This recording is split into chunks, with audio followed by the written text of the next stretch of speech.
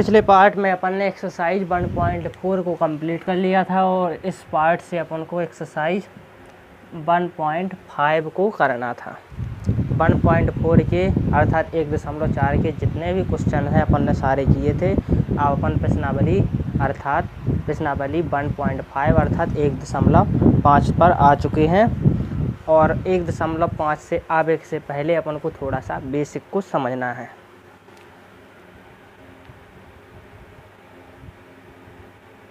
यदि किसी अभाज्य संख्या के ऊपर 1/2 की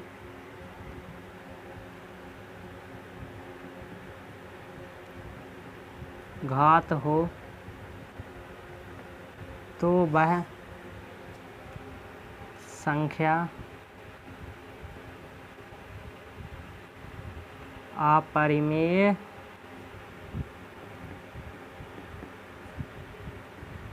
होती है। तो इस बात को नोट कर लो बहुत अच्छे तरीके से। अगर किसी भी अभाज्य संख्या पर 1/2 की घात है तो वह संख्या अपरिमेय होगी। इसे दूसरे प्रकार से इस प्रकार लिख सकते हैं, या करके किस प्रकार लिख सकते हैं इसी चीज़ को। यदि किसी अभाज्य संख्या के ऊपर वर्गमूल हो तो वह संख्या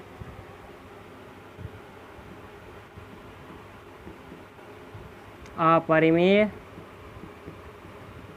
होती है। अब इसको समझ लो उदाहरण के माध्यम से।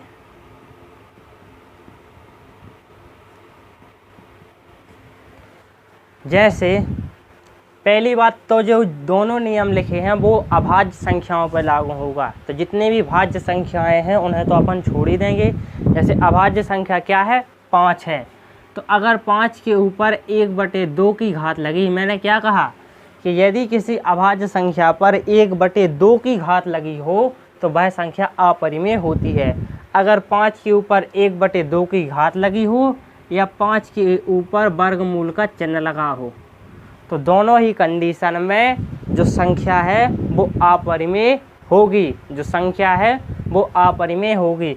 मतलब √5 एक अपरिमेय संख्या है और 5 पे पावर 1/2 मतलब 5 पे घात 1/2 की, यह भी एक अपरिमेय संख्या है। और एक बात और समझो, जो 5 पे घात 1/2 है ये बराबर है √5 के। समझे बात को।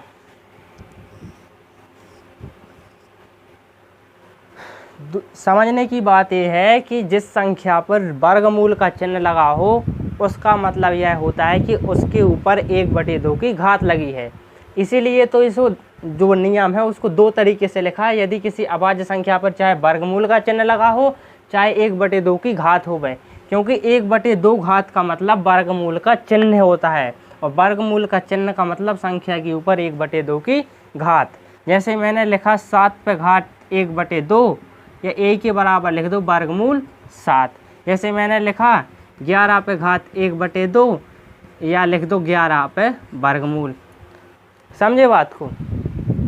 तो यही लिखा है कि अभाज्य संख्या के ऊपर वर्गमूल हो तो वह संख्या अपरिमेय होती है, या अभाज्य संख्या पर 1/2 की घात हो तब भी संख्या अपरिमेय होती है। जैसे मैंने लिखा 6 पे घात लिख दी 1/2 की, तो क्या इसको ऐसे नहीं लिख सकते हैं? ऐसे लिख सकते हैं, लेकिन जो √6 है ऐसा तो लिख सकते हैं, लेकिन यह एक अपरिमेय संख्या नहीं है।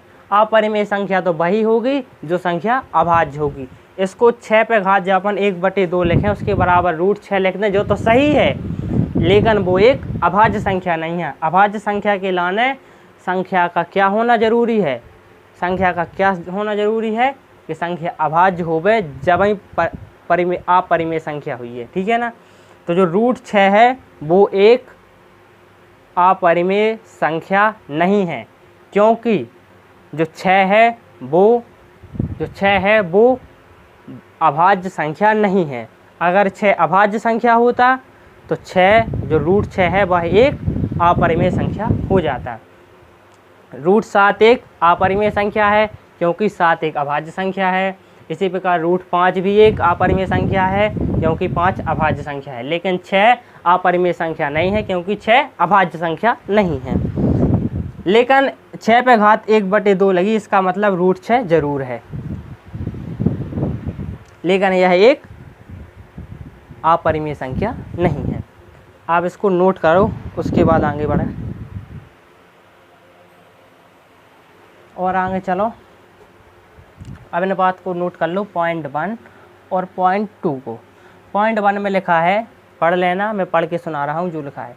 किसी भी अपरिमेय संख्या में परिमेय संख्या जोड़ने या घटाने पर अपरिमेय संख्या ही प्राप्त होगी। मतलब कोई भी अपरिमेय संख्या लिखी, जैसे मैंने लिखा 3 √3। अब ये कैसे पता चल रहा है कि √3 एक अपरिमेय है?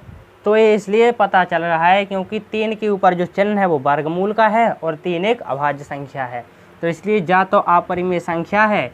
अगर इसमें 1/2 परिमेय संख्या का अपन जोड़ दें या 1/2 का घटा दें तो अपन का क्या मिले? अपरिमेय संख्या मिले, मतलब रिजल्ट भी अपरिमेय संख्या हो जाए। ठीक इसी प्रकार किसी भी अपरिमेय संख्या में परिमेय संख्या का यदि गुणा कर दें या भाग कर दें तब भी अपन का एक अपरिमेय संख्या ही मिलेगी। जैसे मैंने लिखा √5, इसमें गुणा कर दिया 2 का, तो जो फाइनल आंसर आएगा 2√5 यही आएगा। तो 2√5 भी एक अपरिमेय संख्या है, 2√5 भी एक अपरिमेय संख्या है। तो किसी भी अपरिमेय संख्या में परिमेय संख्या का गुणा कर दें या भाग कर दें। अब आप कह रहे होगे कि 2 एक परिमेय संख्या कैसे है? तो परिमेय संख्या की परिभाषा क्या है कि जो संख्या p/q के रूप में होवे और q का मान 0 ना होवे।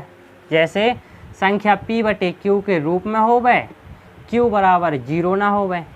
तो संख्या जैसे मैंने लिखा 2 लिखा ना 2, तो 2 के बटे में अपन 1 मान सकते हैं। जब किसी के बटे में कुछ ना हो तो 1 मान सकते हैं, तो 2/1 लिखा।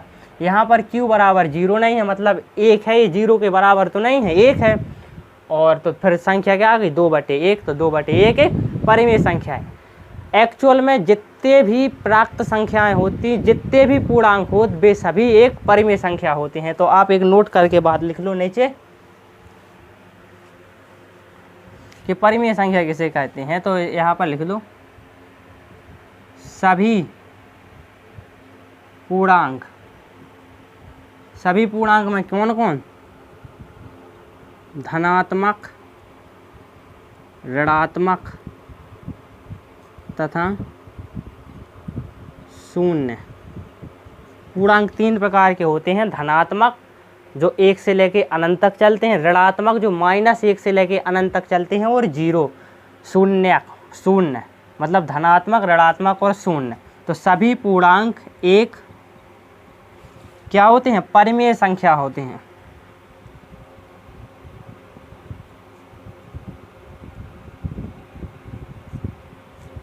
परिमेय संख्या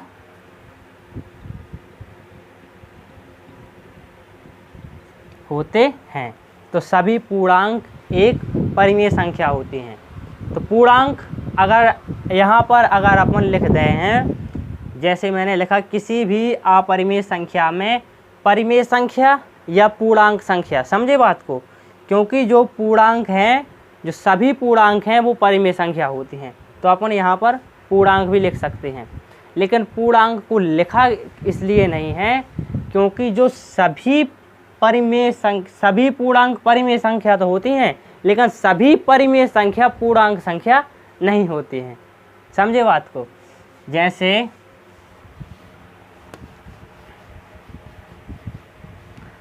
आप इसको पहले नोट करो, उसके बाद समझ रहे। जैसे मैंने लिखा 1/2 या एक परिमेय संख्या है, ठीक है, अपन जानते हैं परिमेय है मतलब परिमेय संख्या है, लेकिन 1/2 पूर्णांक है क्या? तो पूर्णांक नहीं है। माने 1/2 एक परिमेय संख्या तो है, लेकिन 1/2 एक पूर्णांक संख्या नहीं है। समझे बात को? अगर लेकिन कहें -3, तो -3 एक परिमेय संख्या है। क्यों? या -3/1 के रूप में लिख सकते हैं, और -3 एक पूर्णांक संख्या भी है। समझे बात को? समझे बात को? तो जो परिमेय संख्या का दायरा है वो बड़ा है, परिमेय संख्या का दायरा बड़ा है और पूर्णांक संख्या का दायरा छोटा है। अगर इसमें पूर्णांक संख्या है इस वाले डब्बे में, तो इस वाले बड़े डब्बे में है जो बड़ा वाला गोला है उसके नीचे पूर्णांक है, तो इसलिए यहाँ पर परिमेय संख्या को लिखना पड़ा। क्योंकि अगर पूर्णांक लिख देते तो ये डब्बा की जो भीतर वाला ये चीज़ है ये छूट जाती। समझे बात को? सिर्फ ए वाली चीज़ आती, लेकिन आना किसको है? इसको भी आना है। इसमें क्या है? जैसे 1/2, तो 1/2 इस डब्बे के भीतर है, लेकिन -3 यहाँ पर है। समझे बात को? तो सभी जो पूर्णांक होते हैं वो एक परिमेय संख्या तो होती हैं, लेकिन सभी परिमेय संख्या पूर्णांक संख्या नहीं होती हैं, इसलिए यहाँ पर परिमेय संख्या को लिखना पड़ा। तो किसी भी अपरिमेय संख्या में परिमेय या अपरिमेय संख्या घटाने या जोड़ने पर एक अपरिमेय संख्या ही प्राप्त होती है। जैसे मैंने लिखा करणीय 3 और यहाँ पर लिख दिया प्लस का 1/2, या करणीय 3 यहाँ पर लिख दिया माइनस का 1/2, तो ये दोनों अपरिमेय संख्या है। सेम इसी प्रकार से मैंने लिख दिया करणीय 2 गुणे 2, तो यह भी एक अपरिमेय संख्या है। मैंने लिख दिया करणीय 5 गुणे 7, तो यह भी एक अपरिमेय संख्या है। समझे बात को? अब इसको हम साफ कर रहे हैं। अब क्वेश्चन है, बताइए नीचे दी गई संख्याओं में कौन सी संख्या परिमेय है और कौन सी अपरिमेय है। अब देखो अपन कितने जल्दी बता सकते हैं। एक्सरसाइज 1.5 की बात होने लगी और पहला क्वेश्चन अपन देख रहे हैं। पहला क्वेश्चन दिया गया है, वो दिया गया है 2 माइनस करणीय 5। इसको यार जरा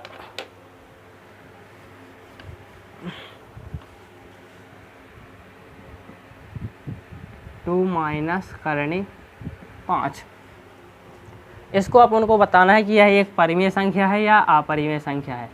अपन हल डालेंगे। अब हल में अपन समझ तो गए हैं कि जो √5 लिखा है ये 2 माइनस √5 लिखा है, मतलब 2 में से √5 घट रहे हैं। तो यहाँ पर अपन ये तो समझ गए हैं कि जो करणीय 5 है वह एक अपरिमेय संख्या है और वो माइनस के चिन्ह के साथ लिखी है 2 में। तो अपन ने क्या सीखा था? क्या सीखा था कि किसी भी अपरिमेय संख्या में से अगर कोई संख्या जुड़ रही होवे या घट रही होवे तब उससे कोई फर्क नहीं पड़ेगा, वह संख्या अपरिमेय संख्या ही होगी। तो अपन लिख देंगे चूंकि के लिए 2 बिंदु ऊपर 1 बिंदु नीचे, इस प्रकार से लिख सकते हैं। चूंकि करणीय 5 एक अपरिमेय संख्या है, अतः 2 माइनस करणीय 5 भी एक अपरिमेय संख्या है।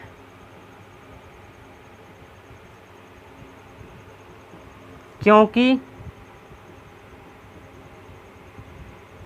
अपन क्या लिख देंगे? क्योंकि किसी भी अपरिमेय संख्या में परिमेय संख्या को जोड़ने पर या घटाने पर हमेशा अपरिमेय संख्या ही प्राप्त होती है। क्योंकि लिख देंगे किसी भी अपरिमेय संख्या में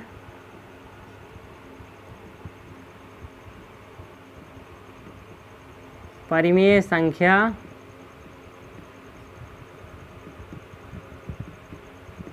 जोड़ने या घटाने पर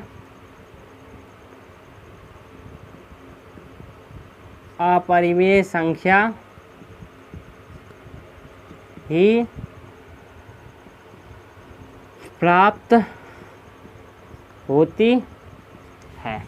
तो बस इतनी सी चीज़ को लिख देना है, लिखना चूंकि करणीय 5 एक अपरिमेय संख्या है तो 2 माइनस करणीय 5 भी एक अपरिमेय संख्या होगी, क्योंकि किसी भी अपरिमेय संख्या में परिमेय संख्या जोड़ने या घटाने पर अपरिमेय संख्या ही प्राप्त होती है। अब कई जने सोच रहे होंगे यहाँ तो 2 में से करणीय 5 घट रहा है, 2 में से करणीय 5 घट रहा है, यहाँ ये तो लिखा नहीं कि 5 में से 2 घट रहा है या 5 में 2 जुड़ रहा है, मतलब 5 तो यहाँ ऋण के हैं, समझे बात को, तो उससे कोई फर्क नहीं पड़ता। और जैसे ये लिखा है माइनस के करणीय 5, अब जब जो ये 2 लिखे, 2 के आगे कौन सा चिन्ह है, कोई भी चिन्ह नहीं है, इसका मतलब प्लस का चिन्ह, तो अपन इसको इस साइड तो लिख सकते हैं, तो यहाँ पर तो 2 जुड़ रहे हैं, समझे बात को, तो माइनस के करणीय 5 प्लस 2 तो अपन इसको लिख सकते हैं।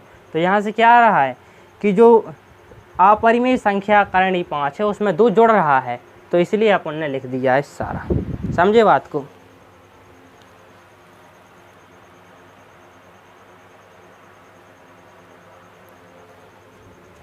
चलो अब अगले क्वेश्चन उसको देखो, उसको अपन यहाँ पर करेंगे।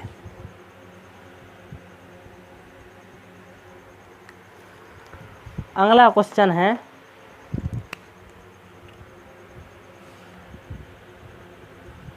सेकंड नंबर का, 3 प्लस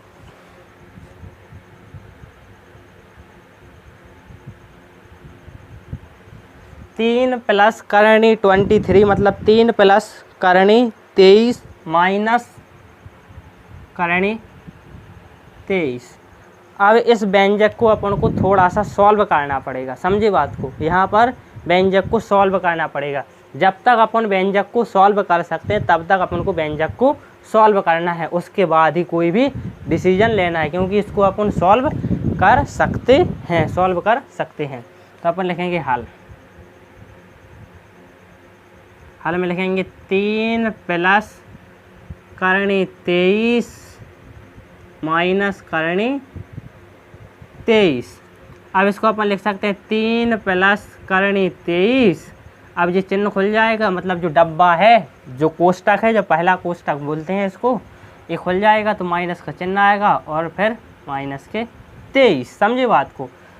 तो ये प्लस के करणीय 23 है, ये माइनस की करणीय 23 है, तो प्लस और माइनस कट जाएगा, समझे बात को। फाइनल आंसर क्या आएगा, 3 आएगा, और 3 क्या है, एक परिमेय संख्या है, तो अपन लिखेंगे चूंकि 3 एक परिमेय संख्या है।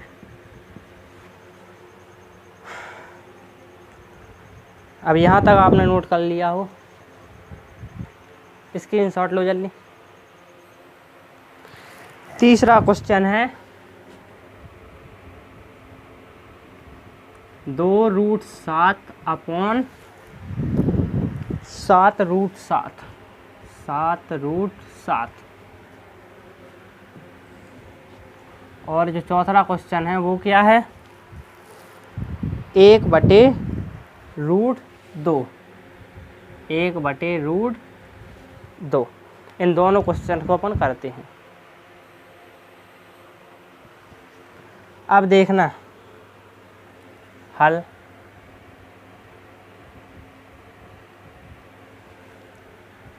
2√7/7√7।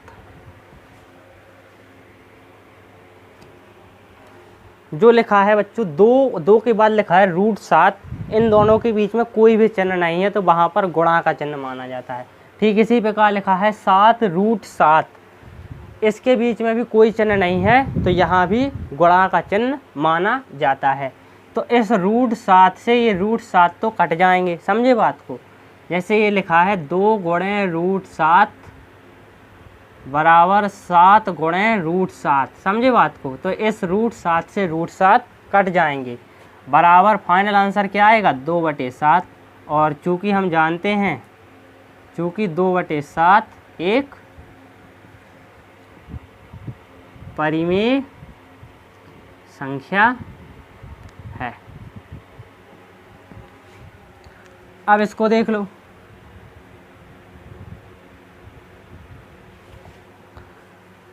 हमने क्या लिखा था कि किसी भी अपरिमेय संख्या में परिमेय संख्या का गुणा या भाग करने पर जो फाइनल रिजल्ट आता है वह अपरिमेय संख्या आती है। तो आप कहोगे कि परिमेय संख्या का भाग दो, मतलब आप कह रहे थे कि किसी भी, जैसे ये लिखिए √2, ये तो अपरिमेय संख्या है, इसमें परिमेय संख्या का भाग दो या परिमेय संख्या का गुणा करो, तब आता है अपरिमेय संख्या। समझे बात को? लेकिन यहाँ तो अपरिमेय संख्या का भाग लग रहा है। तो एक मिनट सब्र करो। जैसे ये लिखा है 1/√2, समझे बात को, बराबर अपन लिख सकते हैं 1/√2 गुणे √2। समझे बात को? किसी भी अपरिमेय संख्या के अंश और हर में समान संख्या से गुणा कर सकते हैं, इसमें कोई दिक्कत की बात नहीं है। ऊपर जितने का गुणा करेंगे नीचे उतने का गुणा कर देंगे। अब जो आंसर आएगा वो क्या आएगा? जब √2 का गुणा 1 के साथ होगा तो आएगा √2 बटे, जब √2 का √2 के साथ गुणा होगा तो आएगा क्या? 2। समझे बात को? अब देखो यहाँ से कि जो भाग लग रहा है वो किस संख्या का लग रहा है। तो भाग जिस संख्या का लग रहा है वह एक परिमेय संख्या है। और क्या बताया था कि किसी भी परिमेय संख्या का अपरिमेय संख्या में भाग देने पर जो फाइनल आंसर आता है वह एक अपरिमेय संख्या ही आती है। तो यहाँ पर लिखेंगे चूँकि किसी भी अपरिमेय संख्या में परिमेय संख्या का भाग देने पर अपरिमेय संख्या ही प्राप्त होती है। समझ गए बात को?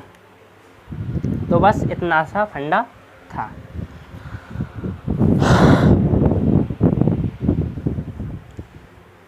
अब और आगे बढ़े। अब जो लास्ट क्वेश्चन है उसको तो यहाँ पर किए दे रहे हैं। जो लास्ट क्वेश्चन है, छठा 5वां क्वेश्चन है, वो क्या है? 2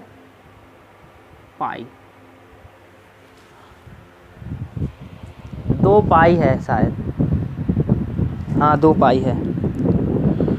तो आपको यह बता दें कि जो पाई है, पाई का मान कितना होता है? 22/7। 22/7 होता है। 22/7 जो पाई है वह एक अपरिमेय संख्या है। जो पाई है वह एक अपरिमेय संख्या है। जो पाई है वो एक अपरिमेय संख्या है। आप कहोगे कि पाई का मान तो होता है 22/7, तो वह एक अपरिमेय संख्या कैसे है? वह तो एक परिमेय संख्या है। तो इस बात को आप इस लेवल पर नहीं समझ सकते, बस याद कर लो कि पाई एक अपरिमेय संख्या है।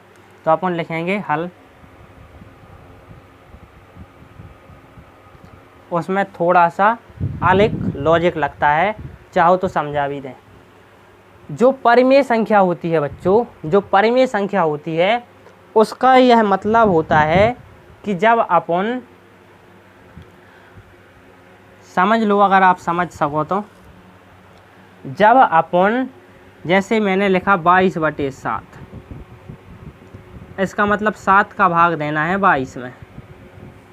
तो परिमेय संख्या का मतलब होता है कि दशमलव के बाद कुछ अंकों के बाद, जैसे यहाँ लिखा मैंने 4 5 4, जैसे लिख रहा है पता नहीं है मुझे क्या आएगा, लेकिन लिख रहा है वैसे तो 1.4 आता है, लेकिन अपन लिख रहा है कि जब 7 का भाग इसमें दिया तो 1 4 5 6 7 8, 8 के बाद फिर से 1 से 1 4 5 6 7 8 आ गया। समझे बात को, मतलब कुछ अंकों बाद संख्या फिर से रिपीटेड होने लगी, जैसे 1 4 5 6 7 8, 1 4 5 6 7 8, 1 4 5 6 7 8, मतलब यही बार बार रिपीटेड हो गए।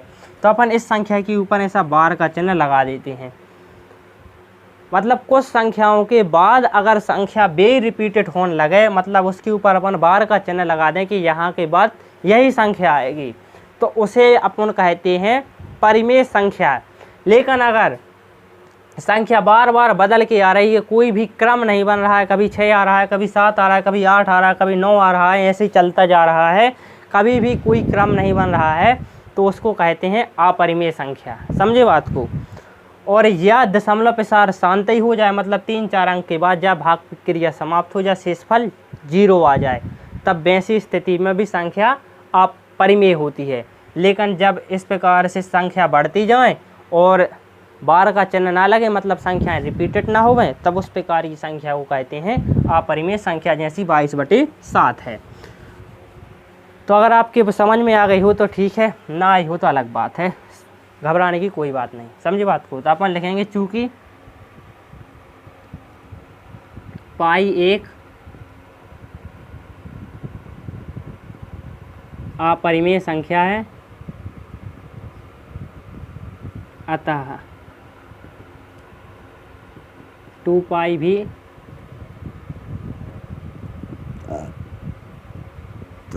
अपरिमेय होगी। अच्छा, अपरिमेय क्यों होगी? क्योंकि एक परिमेय व अपरिमेय संख्या का गुणनफल हमेशा